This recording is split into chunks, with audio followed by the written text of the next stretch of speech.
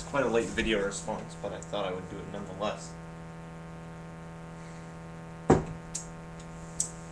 have nothing better to do than to listen to music and listen to people talk on YouTube while I do my painting, which is a very long exercise. Anyhow, I've thought about this much before. Dimensional transfer between worlds or between times. I'm writing a science fiction that is heavily involved with that. It's not just that. To write a science fiction heavily involved with that, you have to be interested with the thing in the first place. I think... I mean, space is supposed to be some sort of elastic thing. An elastic thing which, because it expands, supposedly it started off as something really small and stretched out. So I think it would have that ability to be somewhat elastic in a way, to be pushed and to be warped out or warped inwards. But it's kind of scared to know what would happen if you kind of made a hole back in time.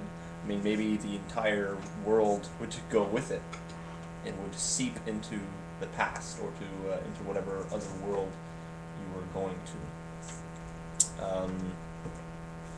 Which is kind of what happens in the TV show Fringe, where the kind of mad scientist guy, like his son dies, and then he has this window into a parallel universe, and he sees that the other version of his son is still alive, but he's still sick because he has some sort of illness of some sort, and his counterpart is looking for a cure. So what he does is that he looks for a cure himself, finds it before... No, he doesn't find it. He sees that the other version of himself finds the cure, but the other guy, the other version of himself, didn't know that it was the cure. So, like, he totally blows it. So what he does is that he resolves to go make the cure himself, go to the other universe, save his son, and return back. But what happens is that he removes the son because I think in some sort of fit of the cure broke in his. It was in a vial. It broke, and then he had to bring the son back to his universe in order to cure him, and the son stayed in his universe because I think like his wife didn't want him to bring the guy back. But what happens in the other universe is like it had such huge consequences because there's this whole part of space missing. So they would have these weird infected zones of space that were uninhabitable, and they'd quarantine them and stuff, and all sorts of crazy stuff would happen. And he pretty much just like ruined the fabric of the other universe just by maybe just by going there, but probably by just really permanently removing a piece of it. Anyway, that's that. But I suppose if we're going to make technology, if someone were to make technology to go to another universe, they would also make some sort of plugging technology that would plug somehow, I guess, the space that you're leaving, and somehow patch the space that you're entering into. Of course, if you weren't to push out like the space that you're entering, you would kind of like fuse with, I don't know, the oxygen of the air that you're fuse with the air that you're going into, and we can't have that. So we have to have this special sort of technology that's going to rearrange space in a way that's not going to completely destroy the universe.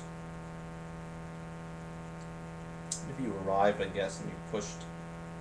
Well, what you could probably do, I don't know, this is the whole teleportation problem. I'm probably bringing this up. But you could, I don't know, maybe fax your body somewhere, like rearrange the space that's already there, the energy and particles in the space that's already there to make you, and like obliterate the old copy of you, but then I think that just kills you and makes someone that's just like you. That's the whole teleporter problem. Because, like, people say that, oh, well, no, if you're creating new information that's just like the old one, you're just transferring to a new body.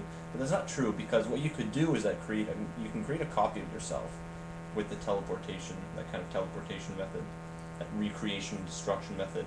And what if you don't destroy the old one? I mean, that's the whole thing that was in the Prestige, right?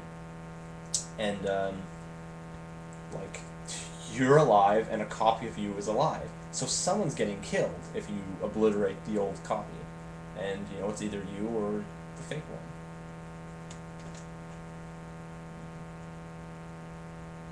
Yeah. So, I don't think it doesn't make sense, the whole, you know, sending a piece of space back in time. It's a very complex thing that we don't fully understand. And I think it's all right to muse about it. I usually go too dark when I'm painting, so I should probably be careful.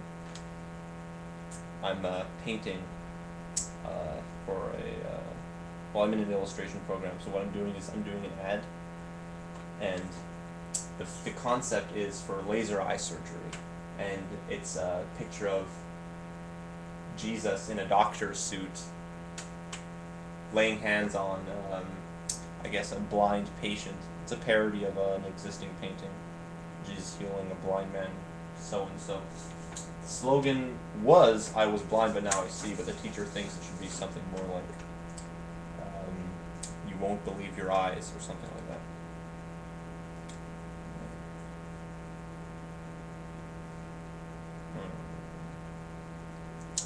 Which is, I guess, something that happens every now and then in science, where we reach a state where a lot of people don't want to believe what they see. Even though, oddly enough, we always say, I'll believe it when I see it, and I think more often than not, we don't. It's all this stuff that we're discovering now about how actually time, I learned from my physics class that recently it's been discovered that time is actually in frames. It's not this continuous thing. So that actually defeats the Zeno's paradox in a very simple manner, in that things don't go continuously between space. They actually do. There is a minimum distance, a minimum size of space, and a minimum amount of time that goes chop. Like, so we have a very, very, very high frame rate. I guess they would have measured that with like lasers, and I think they dropped an object and they measured the progression of it, and it was in chops and was not in the it was not continuous. I guess you would measure that with some sort of laser. I don't know. I'm not an expert with that stuff. That's interesting. Kind of gives us more food for thought. We can continue talking more fruitfully about these things about time and I guess space.